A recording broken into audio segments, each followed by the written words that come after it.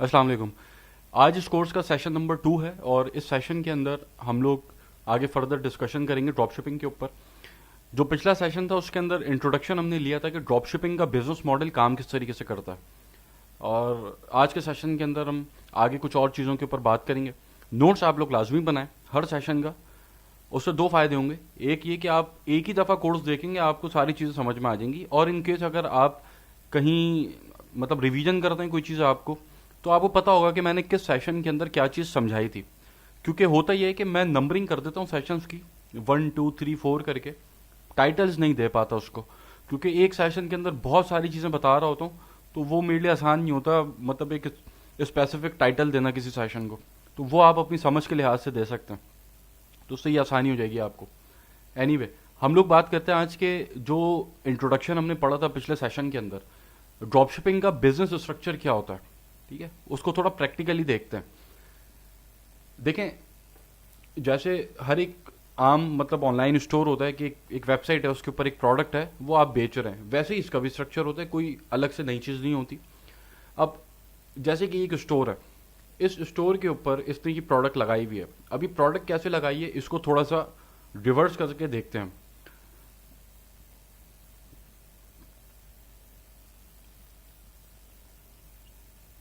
ये जो मैं स्टेप्स परफॉर्म कर रहा हूँ ये आगे भी जब हम प्रोडक्ट रिसर्च करेंगे तो आप लोगों में बताऊंगा, इसको अभी छोड़ दें।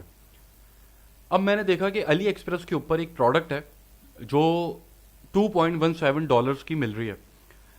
अच्छा, अब सप्लायर कोई भी हो सकता है, अली एक्सप्रेस हो सकता है, सीजे ड्रॉप शिपिंग हो सकता है, और हज़ार तरह के सप्लायर्स हैं। जो सप्लायर वाले सेक्शन के अंदर हम आएंगे तो सीखेंगे वो सारी चीज़ें। अभी मैं अली एक्सप्रेस को एज एन एग्जाम्पल ले रहा हूँ। ये मैंने देखा यार, ये एक प्रोडक्ट है, अच्छी प्रोडक्ट है, और ये इस प्राइस के ऊपर अली एक्सप्रेस के ऊपर मिल रही है। तो मैंने सोचा क्यों ना मैं इस प्रोडक्ट को अपने स्टोर के ऊपर लगाऊं और उसके अंदर अपना प्रॉफिट मार्जिन ऐड करके आगे बेचूं। मैंने क्या किया, अली एक्सप्रेस से प्रोडक्ट उठाई और अपने स्टोर के ऊपर $16 की लगा दी। अब ये $16 की क्यों लगाई है, इसके पीछे कॉस्टिंग होती है, प्रोडक्ट कॉस्टिंग। वो प्रोडक्ट हंटिंग के ऊपर आएंगे तो सीखेंगे। अब मैंने इसके अंदर अपने एक्सपेंसेस ऐड किए, अपना प्रॉफिट मार्जिन ऐड किया, और इसके ऊपर एड्स चला दिए, मार्केटिंग शुरू कर दी इसकी। अब जब मेरे स्टोर के ऊपर ट्रैफिक आया और किसी ने आकर ये मुझसे प्रोडक्ट खरीद ली, तो जब उसने मुझसे प्रोडक्ट खरीदी तो मैंने उसने ऑर्डर तो मेरे स्टोर पे किया है, तो मैंने सिंपली उसका ऑर्डर जाकर अपने सप्लायर को प्लेस कर दिया, और सप्लायर ने मेरे कस्टमर को उस प्रोडक्ट को शिप कर दिया, और बीच में मैंने अपना प्रॉफिट मार्जिन रख लिया। ठीक है, ये हमने इंट्रोडक्शन पढ़ा था ड्रॉप शिपिंग का। स्ट्रक्चर इसका इस तरीके से काम कर रहा होता है।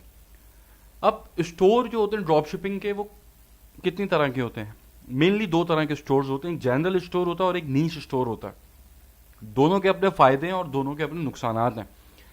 लेकिन मैं क्या रेकमेंड करता हूं, मतलब जब आप ड्रॉप शिपिंग के अंदर आ रहे हैं तो आपने क्या करना है, मेरी रिकमेंडेशंस के अकॉर्डिंग जनरल स्टोर के ऊपर काम करना है। क्यों करना है उसके रीजंस अभी हम समझ लेते हैं क्या है। सबसे पहले तो आपके पास खेलने के लिए ग्राउंड बहुत बड़ा होता है। जब आप एक जनरल स्टोर बनाते हैं, जैसे कि ये एक जनरल स्टोर है, ठीक है, ये एक जनरल स्टोर है, और ये एक जनरल स्टोर है, ये एक नीच बेस्ड स्टोर है। ठीक है, ये स्टोर मैंने कैसे निकालें ये भी आगे हम सीखेंगे। तो जब आप किसी जनरल स्टोर के ऊपर काम कर रहे होते हैं तो खेलने के लिए आपके पास ग्राउंड बहुत बड़ा होता है। ठीक है, उसके ऊपर आप हज़ार तरह की प्रोडक्ट्स को टेस्ट कर सकते हैं। जबकि जब आप किसी नीच बेस्ड स्टोर के ऊपर काम कर रहे होते हैं तो आपके पास एक पर्टिकुलर नीच होती है जिसके अंदर आपने काम करना है, उससे बाहर आप जा नहीं सकते। अब सारा गेम ही प्रोडक्ट का है। ड्रॉप शिपिंग के अंदर एक प्रोडक्ट अगर आपको मिलेगी तो वो आपको बना भी देगी, वही आपको तबाह भी कर देगी। ठीक है, तो सारा गेम जो है वो प्रोडक्ट का है।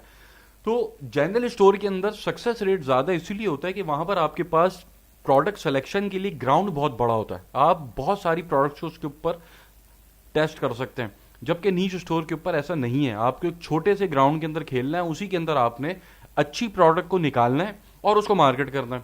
ठीक है, तो यहां पर सक्सेस रेट थोड़ा सा कम होता है। अब आप तो नए हैं, बजट भी आपके पास कम है, तो आपने जनरल स्टोर की तरफ जाना है। नीच स्टोर की तरफ भी आप जा सकते हैं जब आपके पास एक्सपीरियंस आ जाए। एक्सपीरियंस गेन करने के बाद फिर तो कोई रूल आप पे इंप्लीमेंट होता ही नहीं है, फिर तो आप जो चाहें करें, एक्सपीरियंस होना चाहिए, वरना पैसा डूबने के चांसेस ज्यादा होते हैं।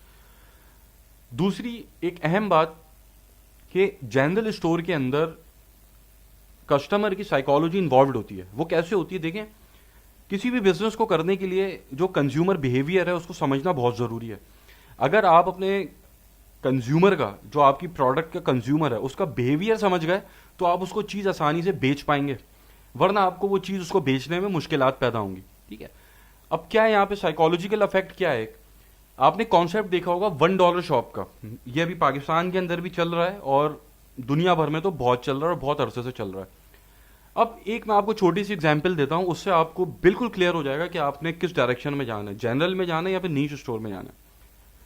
एक रोड के ऊपर एक बंदा जा रहा है, उसके सामने एक उसको दुकान नजर आई जिसके ऊपर लिखा था $1 शॉप, और उसने उसको देखा और वो उस दुकान के अंदर चला गया। जब वो उस दुकान के अंदर जा रहा है तो उसके दिमाग के अंदर क्या चीज वो लेकर जा रहा है, ये मैं आपसे सवाल पूछ रहा हूं। उसके दिमाग में कौन सी प्रोडक्ट है कि जो वो सोच कर अंदर जा रहा है मुझे लेनी है, ये मैं आपसे सवाल पूछ रहा हूं। उसके दिमाग में कोई प्रोडक्ट नहीं है। उसने क्या देखा है? उसने देखा है $1 शॉप है, अफोर्डेबल है, सस्ती है, पहली चीज। दूसरी चीज उसने क्या चीज महसूस की कि यार ये इसके अंदर बहुत सारे आइटम्स होंगे। ठीक है। तीसरी चीज, जब वो दुकान के अंदर घुस रहा है तो उसको पता है कि मुझे कोई एक स्पेसिफिक प्रोडक्ट मेरे जहन में नहीं है, मैं बस जा रहा हूं अंदर, देखता हूं। अब वो उस दुकान के अंदर जाता है तो अंदर बेशुमार अमेजिंग किस्म की प्रोडक्ट्स उसको नजर आती हैं, जैसे कि ये एक जनरल स्टोर के ऊपर आपको नजर आ रही है, कि जिसको देखकर, हर प्रोडक्ट को देखकर उसका दिल ललचाता है कि यार वाह कितनी अच्छी प्रोडक्ट है, ये मैं ले लेता हूं। ऑल्दो उसकी उसको जरूरत नहीं है, वो जस्ट एक रोड से गुजर रहा था, उसने सिर्फ आपकी शॉप देखी कि जिसके अंदर उसका परसेप्शन ये बना कि यार एक तो सस्ती दुकान है और बहुत सारे अमेजिंग आइटम्स हैं उसके पास।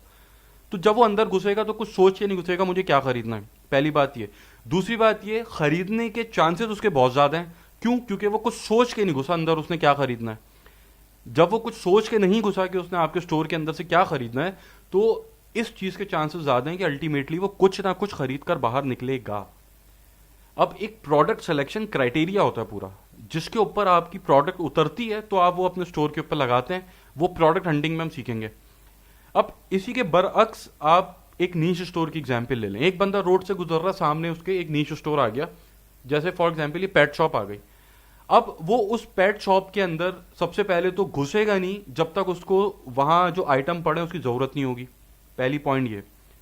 दूसरा पॉइंट ये, अगर वो उस शॉप के अंदर घुस रहा है तो उस शॉप के अंदर वो अपने दिमाग के अंदर एक प्रोडक्ट लेकर घुस रहा है कि हाँ यार मुझे इस प्रोडक्ट की जरूरत है, अंदर जाएगा तो ही वो उसको बाय करेगा। तो यहां पर प्रोडक्ट खरीदने की प्रोबेबिलिटी कम है। जब तक उसको जरूरत नहीं है वो नहीं खरीदेगा, या हो सकता है वो आपकी दुकान के अंदर आए भी नहीं। अब यहां पर दो बातें हो गई। पहली बात तो ये होगी कि कस्टमर एक्वायरिंग कॉस्ट आपकी महंगी पड़ेगी आपको नीश स्टोर के ऊपर। क्यों? क्योंकि जब आप अब अपने किसी फेसबुक के यूजर को अपना ऐड दिखा रहे हैं तो वो ऐड जब वो देख रहा है तो वो आपका ऐड देखने के बाद उसको उसकी जरूरत होगी तो ही वो आपके ऐड के ऊपर क्लिक कर कर आपके स्टोर पे जाएगा। आपके स्टोर के ऊपर ट्रैफिक कम जाएगा तो कन्वर्जन रेट भी कम होगा अल्टीमेटली। जबकि जनरल स्टोर के अंदर जब आप उसको अपना ऐड दिखा रहे हैं तो वो एक ऐसी वाव प्रोडक्ट है, ऐसी एक अमेजिंग प्रोडक्ट है जिसके रेट भी अच्छा है, सस्ती भी है, और उसके अंदर एक ऐसा अमेजिंग फैक्टर है कि जिसकी उस फेसबुक यूजर को जरूरत नहीं है, लेकिन जब वो उसको देख रहा है तो वो अट्रैक्ट हो रहा है। अब इसको आप रिलेट करें उसी एग्जाम्पल से कि एक रोड के ऊपर बंदा जा रहा है, उसके सामने $1 शॉप आ गई। इसलिए मैं रेकमेंड करता हूं कि स्टार्ट हमेशा आप जनरल स्टोर से करें। ठीक है, यहां पर कन्वर्जन के, कस्टमर कन्वर्जन के चांसेस ज्यादा होते हैं, कुछ ना कुछ वो लेकर ही बाहर निकलता है। दूसरी बात ये कि ड्रॉप शिपिंग के अंदर शिपिंग टाइम ज्यादा होता है। ठीक है, अगर आप एक ब्रांड खोल के बैठे हुए हैं, आपका अपना वेयर हाउस है, तो आप अपनी प्रोडक्ट को 2 से 3 दिन के अंदर डिलीवर कर देंगे। लेकिन ड्रॉप शिपिंग के अंदर अगर आप सीधे ड्रॉप शिपिंग से भी काम करें तो वहां पर भी आप 6, 7, 8 दिन लग जाता है डिलीवरी के अंदर। तो अगर आप कोई ऐसी चीज किसी को बेच रहे हैं कि जिसकी उसको जरूरत है तो वो इंतजार नहीं करेगा आपका। आप प्रोडक्ट अगर उसको लेट पहुंचाते हैं तो वो आपसे नाराज होगा, वो आपसे नाराज होगा तो आपका बिजनेस बंद हो जाएगा। ठीक है, जबकि जनरल स्टोर के अंदर क्या है कि जनरल स्टोर के अंदर उसको जरूरत नहीं है उस प्रोडक्ट की, उसकी ख्वाहिश है कि वो प्रोडक्ट खरीद ले। तो यहां पर कस्टमर की नाराजगी के चांसेस भी कम है और आपसे जो आपकी सेल्स हैं उसके चांसेस भी ज्यादा हैं कि वो आपसे कुछ ना कुछ लेकर बाहर निकलेगा। इसलिए मैं रेकमेंड करता हूं कि आपने जनरल स्टोर की तरफ जाना है। तीसरी चीज, जनरल स्टोर आप ब्रांड नहीं बना सकते। ठीक है, ब्रांडेबल नहीं होते ये। नीश स्टोर आप ब्रांड बना सकते हैं। ठीक, वैसे अगर देखा जाए तो पाकिस्तान के अंदर आप बैठ के अगर काम कर रहे हैं तो आपके लिए नीश स्टोर और जनरल स्टोर दोनों ही बराबर हैं। क्योंकि बंद तो दोनों हो जाने अल्टीमेटली, ठीक है। ये भी आगे इसके ऊपर मैं बात करूंगा अभी। अच्छा, इसकी फ्लिपिंग बहुत मुश्किल होती है जनरल स्टोर की, ठीक है। मतलब फ्लिपिंग से मुराद मेरी ये है कि आपने एक बिजनेस स्टेबल कर लिया और उसके उसके ऊपर प्रॉफिट्स आ रहे हैं कंसिस्टेंटली, आपके पास इनकम जनरेट हो रही है उसकी, तो आप वो आप किसी को बेच सकते हैं, ठीक है। तो अगर आपका जनरल स्टोर है तो उसको बेचना बड़ा मुश्किल होता है। नीच स्टोर आप बेच सकते हैं कि यार ये मेरी एक प्रोडक्ट है, ये मैंने एक ब्रांड बिल्ड कर लिया है, ठीक है। तो आप उस ब्रांड को किसी को बेच सकते हैं, जो कि दुनिया भर में बिकती हैं चीज़ें। उसके बाद जनरल स्टोर के अंदर प्रॉफिट मार्जिन आपके पास कम है। स्टार्ट के अंदर 2016-17 के अंदर बहुत बेहतरीन मार्जिन हुआ करते थे, इवन 200, 300%, 400% के प्रॉफिट मार्जिन होते थे प्रोडक्ट्स के ऊपर। लेकिन अब मार्जिन आप समझेंगे 30%, 35%, 40% इसके अराउंड रहता है मार्जिन। तो यहाँ पे मार्जिन कम होता है, लेकिन अगर आप किसी नीच स्टोर पे काम कर रहे हैं तो वहां पर आप मार्जिन के साथ खेल सकते हैं, क्योंकि वहां पर अल्टीमेट गोल आपका ब्रांड बनाना है और ब्रांड की अपनी मर्जी होती है वो अपनी प्रोडक्ट किस रेट के ऊपर बेच रहा, ठीक है। उसके बाद रेकरिंग कस्टमर आपके जनरल स्टोर पे नहीं होता है। मतलब एक अगर आप किसी बंदे को ले आए अपनी वेबसाइट पे घेर के फेसबुक से, तो उसको कोई चीज़ पसंद आएगी वो लेके बाहर निकल जाएगा, दोबारा सोचेगा नहीं हाँ यार वहाँ पे मैं जाता हूँ, क्योंकि उसकी ज़रूरत नहीं थी, उसको जो चीज़ अच्छी लगी वो ले गया। नीच बेस्ड स्टोर के अंदर रेकरिंग कस्टमर्स होते हैं, वहाँ पर आपने अगर किसी कस्टमर को एक्वायर किया है तो दोबारा जब उसको ज़रूरत, अगर वो आपसे खुश है तो दोबारा जब उसको ज़रूरत होगी तो वो आपके पास ही आएगा कि यार मैं इसी से ले लेता हूँ, क्योंकि पहले भी मैं इससे बाय कर चुका हूँ, अगर वो आपसे खुश है। और आखिरी पॉइंट इसके अंदर ही कि जनरल स्टोर के अंदर स्केल करना बहुत आसान होता है प्रोडक्ट को, जबकि नीच स्टोर के अंदर स्केल करना मुश्किल होता है, क्योंकि वैसे ही आपके पास प्रोडक्ट के साथ खेलने का ग्राउंड कम है। अब प्रोडक्ट के साथ खेलने का ग्राउंड कम है, मतलब आपके पास इतने ज़्यादा रिसोर्सेज नहीं है प्रोडक्ट सिलेक्शन के, तो फिर सप्लायर के साथ भी मसले होंगे। और स्केलिंग के अंदर सबसे बड़ा मसला वो सप्लायर का ही आता है। आप अपने एड्स को भी स्केल कर ही लेते हैं किसी ना किसी तरह, लेकिन सप्लायर के ऊपर अगर आगे बात अटक गई तो वो तो फिर आपका फिर समझो नो वे आउट, कोई रास्ता ही नहीं है फिर तो। जनरल स्टोर के अंदर ये कि स्केलेबिलिटी आसानी से हो जाती है। तो ओवरऑल मैं रेकमेंड करता हूँ कि अगर आप ड्रॉप शिपिंग करने जा रहे हैं अभी तो जनरल स्टोर से स्टार्ट करें, यहाँ पर आपके सक्सेस रेट ज़्यादा है बनिस्बत इसके कि आप नीच स्टोर के ऊपर काम करें। अब आप क्या एक्सपेक्ट कर सकते हैं, अभी आप स्टार्ट करने लगे हैं बिजनेस अगर ड्रॉप शिपिंग का, तो आप ड्रॉप शिपिंग से क्या एक्सपेक्ट कर सकते हैं। देखिए, सबसे पहले तो आपने जो चीज़ें नहीं करती वो मैं बता देता हूँ। आपने सबसे पहले ड्रॉप शिपिंग से मंथली इनकम एक्सपेक्ट नहीं करती, ठीक है। अब इसको मैं थोड़ा समझा देता हूँ, ये मैं क्या बात करूँ। देखिए, ड्रॉप शिपिंग के अंदर भी आप दो मॉडल पे काम करते हैं। एक मॉडल ये होता है कि जिसकी लोगों को ज़रूरत नहीं है उन प्रोडक्ट्स के ऊपर आप काम कर रहे हैं। एक मॉडल ये होता है जिनकी लोगों को ज़रूरत है, जैसे कि ये डेली यूज़ की प्रोडक्ट्स होती हैं, इसके ऊपर आप मंथली इनकम एक्सपेक्ट कर सकते हैं। इसका बिल्कुल सेपरेट सेक्शन है, इसका ताल्लुक इससे मत रखिएगा अभी। इसको भी आप ड्रॉप शिप करते हैं और इसके ऊपर आपकी इनकम, इसके अंदर रिस्क फैक्टर भी कम होता है। कंसिस्टेंटली आप एक इनकम बना सकते हैं, स्टोर की लाइफ ज़्यादा होती है, और ऐसा नहीं कि 4-5-6 महीने में आपका स्टोर बंद हो जाएगा, उसकी लाइफ ज़्यादा होती है। और एक इनकम आपकी 1000, 1200, 1300 डॉलर, 1500 डॉलर आप महीने का बना सकते हैं, इससे ज़्यादा आप जा नहीं सकते ऊपर। इसके पीछे बिल्कुल अलग टेक्निक्स हैं, बिल्कुल अलग स्ट्रैटेजीज़ हैं। वो सारी बातें हम आखिर में डिस्कस करेंगे, सबसे आखिर के अंदर जब हम इसको कवर कर लेंगे ड्रॉप शिपिंग को। तो पहली चीज़ पर आ जाते हैं जो अभी हम डिस्कस कर रहे हैं, जो वाव प्रोडक्ट्स हैं। मतलब आपने ड्रॉप शिपिंग उन प्रोडक्ट्स पे करनी की जिसकी किसी को ज़रूरत नहीं है, ठीक है। तो अब यहाँ पर आप क्या एक्सपेक्ट कर सकते हैं, यहाँ पर आपने मंथली इनकम एक्सपेक्ट नहीं करनी। ये मैं आपको शुरू से बोलता आ रहा हूँ, अपॉर्चुनिस्टिक बिजनेस मॉडल है, इसमें छक्का लगता है। इसके अंदर आपका अल्टीमेट गोल स्टोर को स्केल करना है। पैसा आपका तभी बनेगा जब आप स्टोर को स्केल करेंगे। अगर आप इससे 10, 12, 13, 15 ऑर्डर्स ले रहे हैं डेली के, तो उससे आप कुछ कमा नहीं सकेंगे, क्योंकि आपने मुसलसल फिल्म एड्स के ऊपर अपने स्पेंडिंग करनी होगी, कैश फ्लो को अपने मैनेज करना होगा। चले अगर आप अपना मैनेज कर भी लेते हैं कैश फ्लो, तो ऐड की स्पेंडिंग कम ज़्यादा होती है, वो आपको परेशान करती है। वो जब इसके ऊपर हम आएंगे फेसबुक एड्स के ऊपर, तो उसके अंदर इन डेप्थ हर चीज़ मैं बताऊंगा। तो एक्सपेक्ट आप यही करें कि ये जो मैं काम करने लग रहा हूँ, मेरे पास ये पैसा पड़ा हुआ था $1000 जो बैंक में मेरे पड़ा सड़ रहा था, उससे मैं एक रिस्क लेने जा रहा हूँ, जो अगर अल्लाह ने मेरा हाथ पकड़ा, मेरी प्रोडक्ट चल गई तो वो मुझे बना देगी, वरना पैसा मेरा डूब जाएगा मार्केटिंग के ऊपर। एक्सपेक्टेशन अपनी ये रखिएगा, ठीक है।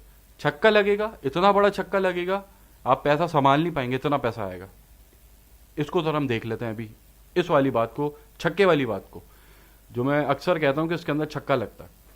जैसे ये एक स्टोर है, इस स्टोर का मैं ज़रा मंथली ट्रैफिक चेक करूं। अब ये जो स्टेप्स मैं यहाँ परफॉर्म कर रहा हूँ, इसके ऊपर अभी आपने ध्यान नहीं देना, जो मैं बात बता रहा हूँ उसके ऊपर ध्यान देना है, क्योंकि ये सारे स्टेप अभी इन डेप्थ में बताऊंगा करने किस तरीके से हैं जब हम स्टार्ट करेंगे प्रोडक्ट हंटिंग।